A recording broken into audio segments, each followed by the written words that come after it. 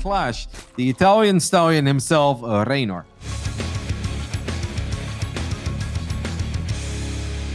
And up here in the top left-hand side of the map, we have the red Terran player. Took down Cero earlier today. Took a map in that last game, but still ready to showcase what he's got. Is Team Liquid's Clem. I like the opening of Clem as well. This time he's not going to rely on damage. No funky Hellbat timing. It's just a very standard, traditional triple command center opening. And Reynor also not cutting any corners. Every single game so far, going for Overlord speed. Now this is a bit different. A fusion core going up in the back of the main base in the Overlord. Even though it has Overlord speed, hasn't scouted it yet, but the second Overlord comes in from the bottom. You know, it's kind of funny because I definitely feel, and I'm convinced that Clem is a much better bio player than he is a mech player. On the other hand, Reynor is much better against bio than he is against mech. So I'm kind of indifferent on how I feel about this, but I'm very excited to see how this one plays out. Oh, Battlecruiser managed to snipe off one queen over there. We already see the Spire being thrown down now for Reynor, as he's going to try and fully respect this. But so far, Battlecruiser's not accomplished too much. Already in the red. And we see Hellions actually showcasing their numbers. That should absolutely, if Reynor didn't already have a read on this, this is absolutely the signal of how many Hellions there are. Yeah, fourth base just got thrown down pretty recently also over here for Reynor. So, I mean, I feel like if Clem can make something happen over there, maybe that will be like the economic damage he's looking for. Nice flank from the Roaches. Oh my God, where on earth did they come from? And he body blocks them in. Who needs force fields? Oh yeah, Walker of 3 surrounds over here being displayed by Reynor. That's lovely to see. Now his sport base could definitely be in a bit of trouble. There are 9 Corruptors on the way, but it's going to take a little while. Reynor feeling confident right now. He can make something happen with Roaches on the other side of the map, but he is wrong in that estimation because we've got 4 tanks sieged up. Losing this hatchery, that's a very big blow. We're now 8 minutes into the game, and Reynor is still just a 3-base Zerg. It's going to be pretty brutal. Now Yamato Cannon is going to be utilized on these 2 queens, knocking them out, and we have a couple Corruptors getting added into the mix. Those are going to be the saving grace over here as these Battlecruisers get lower and lower in hit points. Both of them teleport out safely at the nick of time. Yeah, 1 queen barely survives. Reynor should really double expand at this point. I'm actually shocked to see that Reynor didn't expand earlier, didn't expand double, or wasn't able to keep that hatchery alive, since that was his main expand at that point. It was a very important one. Now the Corruptors trying to get lucky on the other side of the map, see if they can find those BCs that just jumped home, but the Cyclones are already out as well.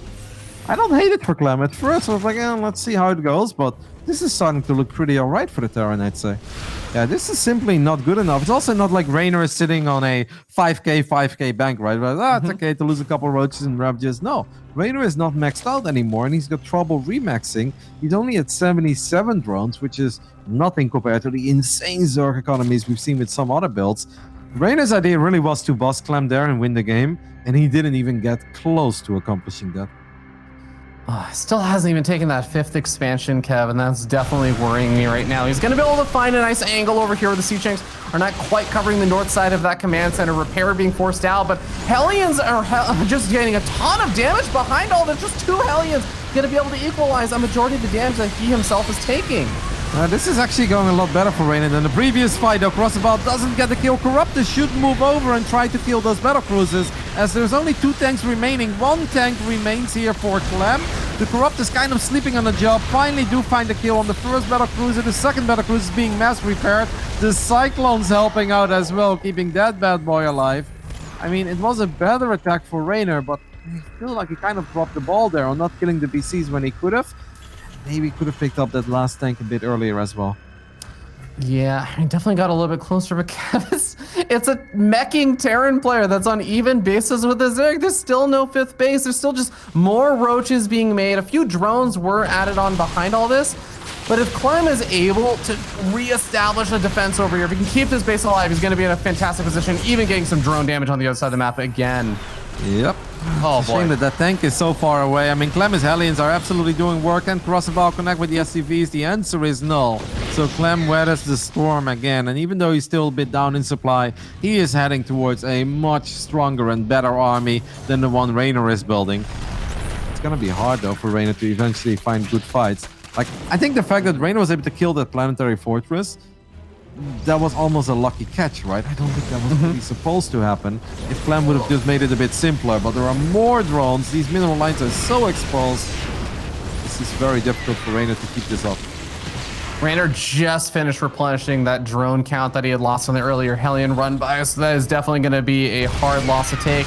If he can actually deny this base yet again, that'd actually be really nice. Finding a siege tank. The siege tank count is not that high. There's only 3 remaining after that last siege tank just got sniped off, and it's all just Cyclone production and Hellions so far for Clem. So it's going to finally add on another siege tank or 2, but like you were saying, Kev, you do start getting pretty spread out as a Terran player when you start taking this many bases. Clem obviously did float over his main as well, so he is only a 4-base Taran at this point. The thing is, though, there's a lot of micro potential in the army of Clem, right? With the Cyclones, with the Hellions. And I feel that all Reynor can hope for is either just a fantastic 6 surround or Clem messing up. But like, the ball is kind of in Clem's corner. As long as there are no infestors, it is so difficult to get great trades against all these Cyclones. Yeah, finds one of the Corruptors over there. This Battlecruiser is actually going to get a surprising amount of damage done because there's just that one queen there. Corruptors finally make their way over. The Battlecruiser does have his tactical jump off cooldown, so it's just all of these bits of harassment. He pulls the entire army, actually, even the Roaches and Ravagers up to the top right, which may say like, oh, well, there's nothing else actually happening, but that also just gives Clem a bit of security. He doesn't have to worry about the attack when the entire army's on the defensive. With 1200 gas, I almost wish that Reynor would try to add in an infestor or 2, because I feel like without infestors, it's going to be really hard. Right when I say that, we do see the infestation pit going down. I think you need fungals, right? You need something to keep these Cyclones in place. Otherwise, the only thing you can hope for is indeed the sickest 360 surround, but I think Clem knows that as well, so he's going to play this very careful. I do like all the Ravages. Going to make it a little bit harder for the Cyclones to chase these armies down, as we have another Hellion run by at the bottom. A lot of drones in this mineral line. Clem is just finding nothing but damage at this point. It is actually absurd how good the target firing there is on those drones. Somehow he managed to evaporate all 14 of them that were mining down over there at that bottom side. Looks like it's not actually going to be the infestors. It's going to go up to Hive Tech, and that is another thing that we've seen Zerg players do in response to this style, is that you get up the Hive, you get up Vipers, and you just get the guaranteed kills on those Cyclones by yoinking them into your army. Oh, that's a lot of lock-ons on that hatchery. That is so many lock-ons. Now the Banings are going to come in from the left side. The tanks were not all sieged up yet, but Reynor decides that this is not the moment to go for it, as this feels like there's a little too much Taran. Reynor is setting up a massive Zergling run-by, but yeah, those are less effective. If there are Widowmines everywhere, there are Hellbats everywhere, Reynor needs to focus on his main army, man, because he's taking a serious beating at home. Yeah, Battlecruiser even going to be hitting that bottom side base, and will eventually get the kill, since I don't think that Reynor has a whole lot to spare over here. He's got 2 Corruptors. It's not going to be enough because he is busy with the rest of his army over on the north side right now. Well, I guess it's enough that the Battlecruiser's on hold position against Corruptors. This Battlecruiser has been the MVP, man. It survived all the fights. It got so many kills. It forced out 6 more Corruptors, and it's still finding damage. I think this time it will finally go down. Well, yeah, tactical jump is on cooldown, so. Yep, there we go. But I mean, who cares? Look at the minimap. What a beautiful setup Clem has going on the top side. Cyclones once again, nothing but scans going down, looking for a couple of those lock-ons. And with Macfield accelerated, these hatcheries go down so damn quick. Reynor surround. Zerglings coming in from the left. He's got to get a big surround over here. He's managed to lock down quite a few of the Cyclones. This is a really nice snag over here. Now, I want to note that the Remax is a little bit slower there for Reynor because he lost a lot of Overlords, but he's trading out more and more supply. He's breaking through the siege tank line. This command center is not going to be able to land. Pretty decent fight effort for Reynor, but I'm almost afraid that it's just a little bit too late. There are 3 more tanks there at the top. A couple of Cyclones did survive.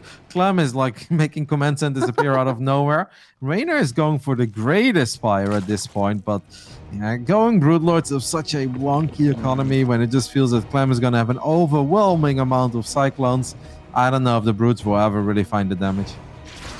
Yeah, 4 Corruptors are all that remain from those earlier fights as well. It looks like they're actually all going for the Caustic Spray on a command center. A little bit bold, but it's going to end up losing 2 of the Corruptors as well. So really not sure that the Greater Spire is going to be able to come in too quickly, but a very bold base on the bottom left-hand side. I guess Reynor is noticing that Clem is all just about expanding to the top side, so maybe it'll pan out.